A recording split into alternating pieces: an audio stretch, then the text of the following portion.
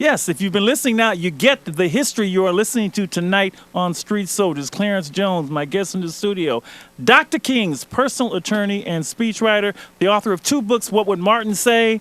And Behind the Dream, The Making of the Speech That Transformed a Nation.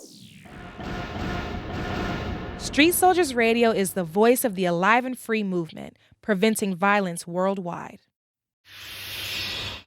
I can tell you, sometimes people have an impression of Martin King that they may think is distant. But let me just read a quote to you. He says, our nation is so rich, so affluent, we often fail to see the poor. And then he talks about there are some Negroes who don't see the poor. There are some Negro members of the middle class who somehow sail out of the muddy waters and move into the fresh floating waters of the mainstream. They've forgotten the stench of the backwaters and ghettos of our nation and the least of these. We all must be concerned about the least of these. And then he says, who are the least of these? These are the thousands and millions of people living on the outskirts of hope. Okay? Who are the least of these? They are those who have given up because so many doors have been shut in their faces. They are those men who walk the streets in search of jobs that do not exist. Who are the least of these? They are those men who soon become embarrassed and humiliated because they can't support their family. Who are the least of these? They are the brothers and sisters who, out of agony, pain, and harshness of their everyday life, try to escape through dope and alcoholism and through prostitution. As I walk through the ghettos and look at my brothers who may be dope addicts, who may be alcoholics because of this system, I stand there not in arrogance before them, but I look at them and say, but for the grace of God, there go I. Wow. Let's go to line 1 and talk to Rick. Rick, you're on Street Soldiers. Hey, Dr. Marshall and Mr. Jones, very nice to talk to you. I wanted to start off by just first commending you both for the work that you do in the community. I guess I'm calling because I'm listening to your conversation about the civil rights era and what was going on back then. Yeah. And I guess I kind of wanted to talk about, as of today, where is that civil protest that we used to see back in the 1960s and 70s? What is it that we should be fighting for? You guys just kind of touched on it with poverty and what Dr. King said about the poor and the least of us. But how are we to approach that? It doesn't seem like we're supposed to do it in the same way as we did in the 1960s with protests and with marches. We got so many issues going on with so many issues to protest for, the gay marriage thing, all these different issues. It just seems like we can't put our finger on one particular thing to fight for. And if we do, how are we supposed to approach that battle? How are we supposed to fight for things nowadays? I think that whoever we can call the black leadership today, I think that, yes, that they need to focus and try to focus on those issues that are most impactful on our community. But you know what? What's that? It's also about us. It's also about nobody is going to deliver you. You know who's going to deliver us? Us. Martin Luther King touched me. I call them the 3 M's at my time, Martin, Malcolm, and Medgar. And if you study those people, then they become part of you. Part of the problem is that folks are so disconnected from those that would then move them to do change. So he's quoting people that inspired him.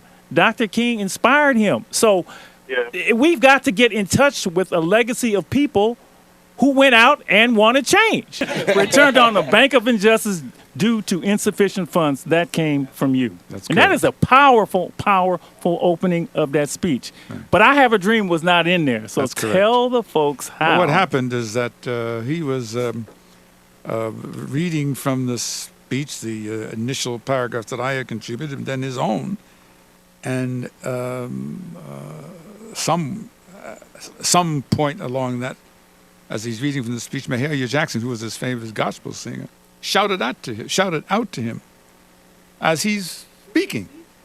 Tell him about the dream, Martin. Tell him about the dream.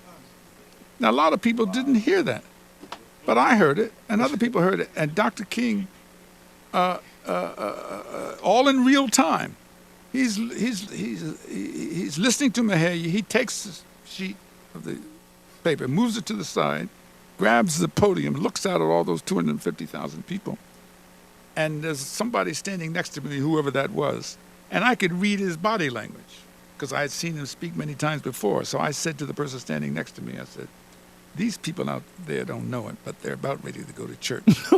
And that's when Dr. King spontaneously, extemporaneously spoke the words and the phrases that have become the most celebrated in history. They were not in the speech as written.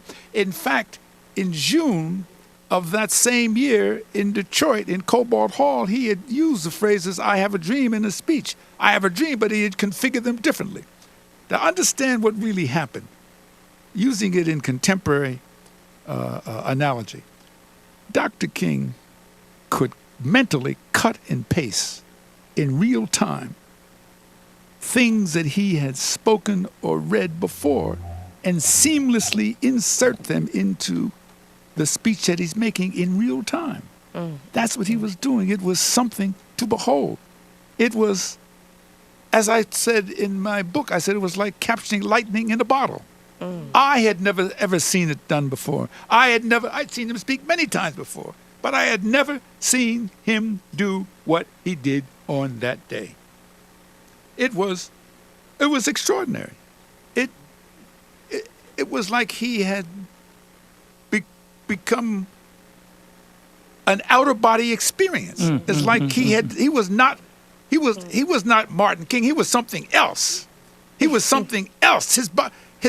His body was there, and he was speaking. Amen. You understand? But outside of that body came things that were just unbelievable.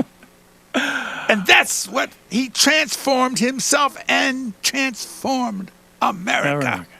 The day after Dr. King gave his speech on August 28, 1963, the second person in the FBI sent an internal, confidential, top-secret memo to the Attorney General and to J. Edgar Hoover, his boss.